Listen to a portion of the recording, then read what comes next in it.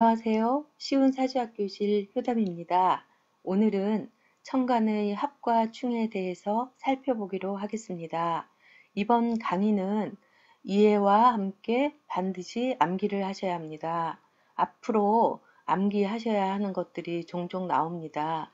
오늘의 내용도 반드시 암기를 하셔야 다음 과정으로의 진도를 쉽게 나갈 수가 있습니다. 우리는 살아가다 보면 다투기도 하고 의기투합해서 어떤 일들을 함께 하기도 합니다.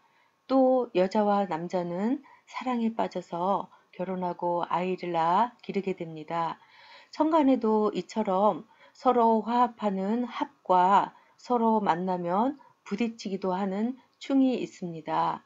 천간은 지지와는 다르게 하늘의 기운만 존재하므로 합과 충으로만 이루어진다고 지난 강의에서 말씀드렸습니다.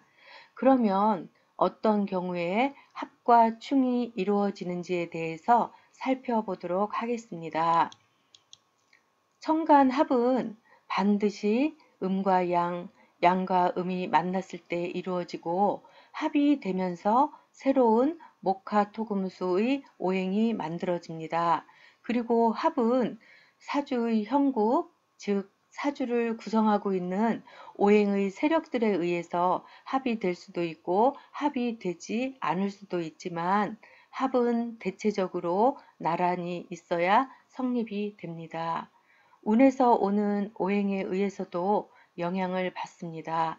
이러한 조건들을 머릿속에 담고 있어야지 사주 통변시의 합과 충을 잘 적용해 나갈 수가 있는 것입니다.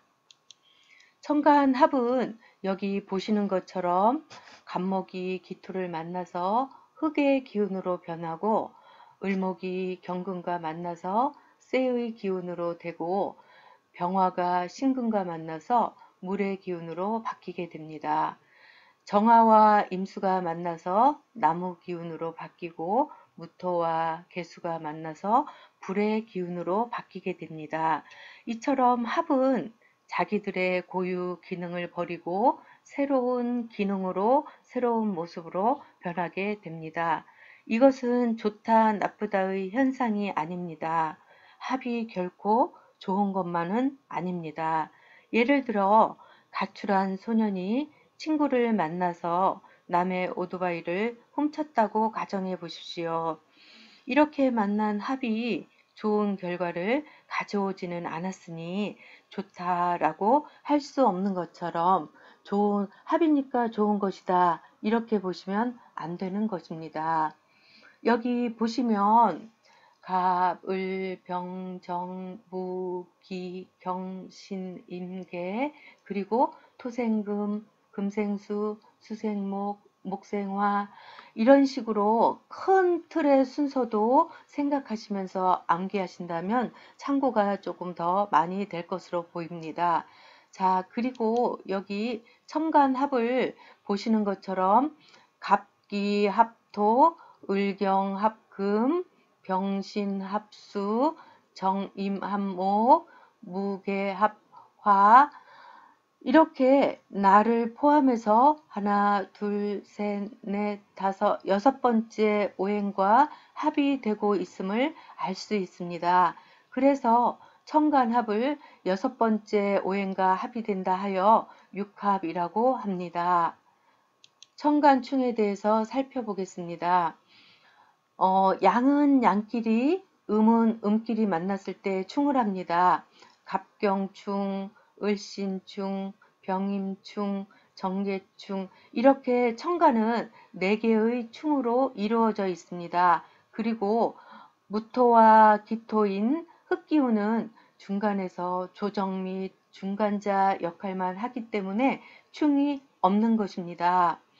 여기를 보시면 충을 칠살이라고 합니다. 갑, 경충, 을, 신충, 병, 임충, 정, 개충 이렇게 천간은 4개의 충으로 이루어져 있는데 나를 포함해서 하나, 둘, 셋, 넷, 다섯, 여섯, 일곱 번째 오행과 충을 하고 있는 것입니다. 칠살 맞았다 이렇게 하는 말들을 하기도 하는데 이는 합과 마찬가지로 나쁘다라고만 할 수 없습니다. 합과 충으로 인해서 변화가 오게 되는 것은 맞지만 합이라고 좋다고 할 수 없는 것처럼 충도 나쁘다라고만 할 수 없습니다. 우리가 살아가면서 좋은 일들만 있는 것이 아닙니다. 그러나 나쁜 일들이 있다고 해서 다 잘못되는 것은 아닙니다. 나쁜 일들도 잘 돌파해 나가고 잘 극복해 나간다면 오히려 전화위복이 되는 경우도 종종 있습니다. 다시 정리해 보겠습니다. 첨가는 합과 충의 작용만 합니다. 합은 음과 양이 만나서 새로운 오행이 탄생이 되고 충은 자석이 같은 그 길이 밀어내는 것처럼 양과 양, 음과 음이 만나야 충을 하게 되는 것입니다. 합과 충은 나란히 있어야 성립이 되며 여섯 번째 오행과 합이 되고 일곱 번째 오행과 충을 합니다. 합과 충에 있어서도 가장 중요한 것은 사주의 형국, 즉 사주 전체를 구성하고 있는 오행의 세력에 의해서 성립이 될 수도 있고 성립이 되지 않을 수도 있습니다. 그러니 합과 충은 좋다 나쁘다의 개념이 아니고 결국 조화와 균형에 따른 결과로 좋은지 나쁜지를 알아야 통변을 잘 하게 됩니다. 그러니 단순한 암기를 넘어서서 논리의 확장이 필요합니다. 사주는 자연학이라고 했습니다. 사주가 곧 우리의 삶입니다. 내 주변 사람들의 삶의 모습을 관찰해 보는 습관, 또 주변에서 일어나는 자연 현상을 사주와 연관지어 생각하는 습관이 필요합니다. 사주는 조화와 균형임을 꼭 기억하시기 바랍니다. 오늘 강의는 이것으로 마치고 다음 시간에 다시 뵙도록 하겠습니다. 좋은 일들만 많은 행복한 하루가 되셨으면 합니다. 감사합니다.